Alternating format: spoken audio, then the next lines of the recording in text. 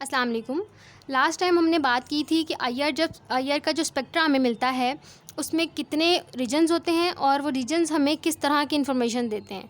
यानी कि जो आपका स्पेक्ट्रा होता है आईआर का, जैसे कि यहाँ पर बना हुआ है, इस स्पेक्ट्रा में हमें डिफरेंट स्पेक्ट्रल लाइंस मिलती हैं। उन डिफरेंट स्पेक्ट्रल लाइंस को हम किस तरह से उनकी इंटरप्रिटेशन कर सकते हैं, इसको हमने लास्ट टाइम देखा था। ठीक है, अब आज हम बात करेंगे sample preparation for IR study, कि जब हमने किसी भी सैम्पल को जो है वो स्टडी करना होता है, उसके ऊपर आईआर रेडिएशंस को फॉल कराना होता है, तो उस सैम्पल को हमें सबसे पहले कुछ उसमें चेंजेस करने पड़ते हैं और उसको किसी दूसरी चीज़ के साथ मिक्स करना पड़ता है ताकि हमारा जो सैम्पल है वो सूटेबल हो जाए आईआर स्टडी के लिए।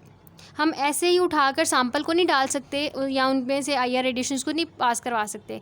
हमें कुछ ना कुछ उसके साथ टेक्निक अप्लाई करनी पड़ेगी या कुछ चीज़ उसमें मिक्स करनी पड़ेगी और एज ए रिज़ल्ट जो हमारे पास चीज़ बन के आएगी उसको फिर हम यूज़ करेंगे आईआर स्टडी के लिए। ठीक है, तो वो क्या लिखता है कि for recording an IR spectrum the sample में बी गैस, अ लिक्विड और सॉलिड और a solution of any of these.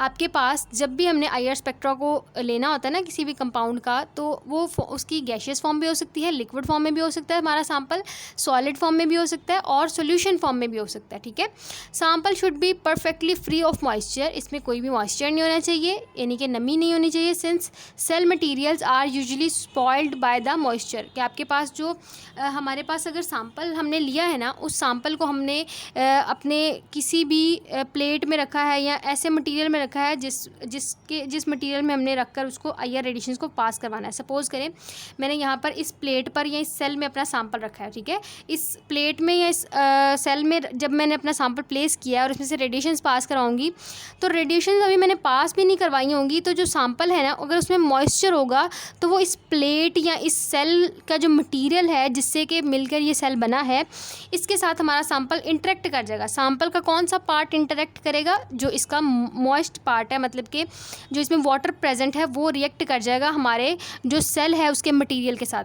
Cell का मटेरियल किस किस चीज़ से मिलकर बना हो सकता है? NaCl का बना हो सकता है सेल, KBr का बना हो सकता है, CSBr का बना हो सकता है। ठीक है, ये डिफरेंट आपके पास सेल बनाने के लिए जो मटेरियल यूज़ करते हैं वो हैं।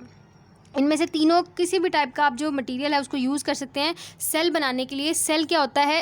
ऐसी प्लेट या ऐसा आपके पास वेसल जिसमें कि हम अपना सैम्पल प्लेस करते हैं और उस सैम्पल में से हम फिर आईआर रेडिएशंस को फॉल करवाएंगे। ठीक है, तो उसने पहले बता दिया कि आईआर स्पेक्ट्रा अगर हमने लेना है तो हमारी जो गैशियस सॉलिड गैशियस या लिक्विड या फिर सोल्यूशन, तीनों फॉर्म्स या चारों फॉर्म्स में हम सैम्पल को ले सकते हैं। दूसरी बात उसने ये की कि सैम्पल को मॉइस्चर फ्री होना चाहिए, उसमें कोई भी मॉइस्ट कंटेंट नहीं होने चाहिए। अगर मॉइस्चर प्रेजेंट होगा तो वो हमारे सैम्पल, जिस भी हमने सेल में सैम्पल रखा है, उसके मटेरियल के साथ रिएक्ट कर जाएगा। ठीक है, तो इसका मतलब है कि हम फिर उसको परफेक्टली यूज़ नहीं कर सकते। लिक्विड्स आर स्टडीड नीट और इन सोल्यूशन, मतलब कि अगर हम लिक्विड को एज ए सैम्पल ले रहे हैं ना, तो ऐसी आईआर स्पेक्ट्रोस्कोपी को हम क्या कहेंगे? नीट स्पेक्ट्रोस्कोपी का नाम देंगे। In case of neat liquid, a thin film of 0 point less than greater than 0.01 mm thickness is obtained by pressing the liquid, मतलब कि हम बहुत कम 0.01 से भी कम मिलीमीटर की जो थिकनेस है ना, उतना हम एक लिक्विड का ड्रॉप लेते हैं, उसको हम प्लेट पर डालते हैं। प्लेट हमारी किस किस की बनी हो सकती है? NaCl की, KBr की या ये सीजियम ब्रोमाइड की। ठीक है, किसी भी इन तीनों मटेरियल में से किसी भी चीज़ की प्लेट हो सकती है। अब इसमें हमने एक प्लेट लेनी है, सबसे पहले उस पर हमने सैम्पल का ड्रॉप जो है वो डालना है, उसके बाद हमने दूसरी प्लेट उसी मटेरियल की बनी हुई ऊपर डाल देनी है। जब हम दोनों प्लेट्स को प्रेस करेंगे तो जो आपका सैम्पल है वो पूरी तरह से बिल्कुल आपके पास ना स्प्रेड हो जाएगा, फैल जाएगा। अब हमने उस प्लेट को जो है वो आईआर बीम उस प्लेट में से पास करवानी है और फिर उसके बाद हमें आईआर स्पेक्ट्रा मिलेगा। The spectra of the solutions are obtained by taking 1 to 10% of the solution of the sample in the appropriate solvent in the cell of 0.1 to 1 mm thickness. कि आपके पास अगर हम लेना चाह रहे हैं ना सॉल्यूशंस का स्पेक्ट्रा, तो हम क्या करेंगे? हम सॉल्यूशन लेंगे, किसी सैम्पल का सॉल्यूशन लेंगे। मतलब सॉल्यूशन किस तरह बनाया होगा हमने? हमारे पास सॉलिड मटेरियल या सैम्पल होगा, उसको हमने किसी सॉल्वेंट में उसको हमने डिज़ोल्व किया होगा किसी भी सॉल्वेंट में, और फिर उसका हम लेंगे कितना? उसको हम सेल में डालेंगे जिसकी थिकनेस होगी 0.1 से 1 mm तक। ठीक है, उसके बाद फिर हम उसमें जाहिर सी बात है उसको जो है वो पहले हम क्या करेंगे, एक तो बीम पास करेगी हमारी उस प्लेट में से जिसमें कि सॉल्यूशन प्रेजेंट है, और दूसरी बीम पास करेगी हमारे उस प्लेट में से जिसके अंदर जो है वो सिर्फ और सिर्फ प्योर सॉल्वेंट प्रेजेंट है। और फिर हम कंपैरिजन करके दोनों का तो हम जो है वो फिर इंटरप्रिटेशन इजीली कर सकते हैं। ठीक है, एक रेफरेंस होगा और एक आपके पास जो आपके पास सैंपल प्लस सॉल्वेंट मतलब सॉल्यूशन बना हुआ है उसके अंदर से हम पास करवाएंगे, वो हमारा सैंपल होगा और एक रेफरेंस होगा। ठीक है, तो आपके पास इस तरह से हम इसको यूज़ कर सकते हैं। ठीक है, carbon tetrachloride, chloroform and carbon disulphide जो है इनको हम एज ए सॉल्वेंट यहाँ पर यूज़ कर सकते हैं। इसके अलावा अगर हमारा जो सैंपल है ना वो सॉलिड फॉर्म में है, the spectra of solid can be obtained either a small mole और as a alkali halide pellets. अब हम यहाँ क्या करते हैं कि हम अपना सैंपल जो है उसको सॉलिड फॉर्म में भी ले सकते हैं, और सॉलिड फॉर्म में किस तरह से लेंगे, हम यहाँ पर यूज़ करेंगे न्यूजोल। मोल्स आर ऑब्टेन्ड बाय, मतलब हम पेलेट्स लेते हैं, उन पेलेट्स को हम मोल कहते हैं। मोल को हम कैसे बनाते हैं, तकरीबन 2 to 5 mg सॉलिड सैंपल लेते हैं और उसमें हम जो है मूलिंग एजेंट ऐड कर देते हैं। मूलिंग एजेंट कौन सा हो सकता है, वो आपके पास न्यूजोल हो सकता है। न्यूजोल क्या है, हाइड्रोकार्बन है, पैराफेनिक हाइड्रोकार्बन है, मतलब हाइड्रोकार्बन लेते हैं उसको उन पैराफेनिक हाइड्रोकार्बन को हम न्यूजोल कहते हैं। उसमें हम क्या डाल देंगे, उसमें हम मतलब सैंपल लेंगे, उस सैंपल में हम ये न्यूजोल डालेंगे। न्यूजोल क्या है, मूलिंग एजेंट है।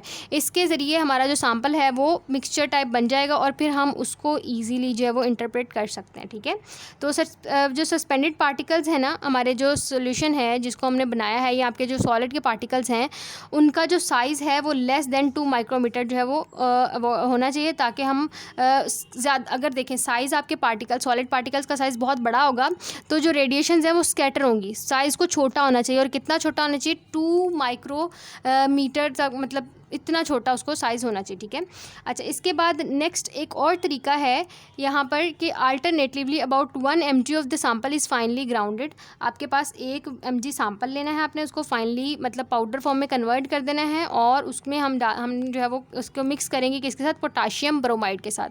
जब उसको पोटाशियम ब्रोमाइड के साथ मिक्स करेंगे और फिर उसको हमने KBR की जो डिस्क हैं उनमें हमने प्रेस कर देना है, दोनों को ना एक दरमियान में रखकर प्रेस कर देना है, और तमाम वैक्यूम पम्प की मदद से हमने सारा का सारा वाटर और जितना भी आपके पास एयर सबको हमने वहाँ से रिमूव कर देना है। This method although slightly more time consuming than making a mole gives spectra with no IR bands due to the solvent as KBR like NaCl is again transparent in this region। वो कहता है कि ये जो method हम use करेंगे ना, इस मेथड के ज़रिए हमारे पास IR की जो रेडिएशंस आएंगी ना वो ऐसी होंगी कि उनमें आपका जो सैंपल, एक तो सैंपल की रेडिएशन आनी है, एक आपके जो सेल है जिसमें कि सैंपल को प्लेस किया है उसका मटेरियल भी ऐसा हो सकता है कि वो भी रेडिएशंस इमिट करे। हमें तो रेडिएशंस चाहिए नहीं सेल के जो मटेरियल है उसकी, हमें तो सिर्फ अपने सैंपल की चाहिए। तो सेल का मटेरियल किस से बना सकता है, KBR और NaCl से बना सकता है। तो आपके पास अगर हम इस वाली टेक्निक को यूज़ करेंगे ना कि सैंपल लिया, उसको हमने पोटाशियम ब्रोमाइड के साथ मिक्स किया, तो फिर हमारे पास जो एक्स्ट्रा पीक्स हैं KBR या NaCl, हमारे जो सेल है उसके मटेरियल की वजह से जो रेडिएशंस आएंगी वो नहीं बनेंगी, यानी कि उसकी वजह से बैंड्स नहीं बनेंगे। लेकिन अगर हम ये न्यूजोल वाला यूज़ करते हैं ना मेथड, तो इसमें क्या होता है कि न्यूजोल क्या है, न्यूजोल हमारे पास हाइड्रोकार्बन्स है। तो अगर हम इसको एज ए मूलिंग एजेंट ले रहे हैं ना, तो सैंपल के साथ इस मूलिंग एजेंट की भी हमारे पास ये मूलिंग एजेंट भी कुछ ना कुछ रेडिएशन को अब्जॉर्ब करेगा और उनकी भी वाइब्रेशन चेंज होंगी और उसका भी स्पेक्ट्रा हमारे पास आएगा। हालांकि हमें तो उसका स्पेक्ट्रा चाहिए ही नहीं, हमें तो सिर्फ अपने सैंपल का चाहिए। सैंपल के साथ हमने जब न्यूजोल को यानी कि हाइड्रोकार्बन को मिक्स कर दिया, तो हाइड्रोकार्बन से क्या किया, हमें अपनी उसका भी स्पेक्ट्रा हमें मिलता है, जिसकी वजह से नॉइज़ क्रिएट हो जाता है। देखें हमारे पास एक बैंड होता है जो हमें रिक्वायर्ड है हमारे सैंपल का, और उसके अलावा जितने भी बैंड्स हमारे स्पेक्ट्रा में आ जाते हैं ना, इम्प्योरिटीज़ की वजह से या किसी चीज़ के ऐड करने की वजह से, या जो आपको हमने सैंपल जो जिस सेल में रखा है उसके मटेरियल के साथ इंटरेक्शन की वजह से, तो इसकी वजह से बहुत से नॉइज़ क्रिएट होता है, मतलब कि बहुत सी एक्स्ट्रा पीक्स आती हैं। तो न्यूजोल के केस में एक्स्ट्रा पीक्स आती हैं क्योंकि यहाँ जो न्यूजोल है उसको हमने एज ए मूलिंग एजेंट मतलब यूज़ तो कर लिया है, लेकिन उसकी पीक्स हमें चाहिए नहीं। हमें सिर्फ अपने सैंपल की पिक चाहिए तो वो भी आ जाएंगी। इसकी वजह से हम इस मेथड को यूज़ करना थोड़ा सा प्रॉब्लमेटिक हो सकता है। तो ये जो थर्ड वाला मेथड है ये ज़्यादा आसान है। इसमें आपके पास जो सैंपल का मटीरियल, जो आपके सेल का मटीरियल है वो इंटरेक्ट नहीं करता और हमारे पास जो वो बैंड सही तरीके से आ जाता है जो हमें रिक्वायर्ड होता है। ठीक है, तो आज हमने बात की सैंपल प्रिपरेशन की आईआर स्टडी में कि हम जब सैंपल को प्रिपेयर करते हैं तो हम किस मेथड को यूज़ करते हैं। हमने बेसिकली 3 मेथड पढ़े।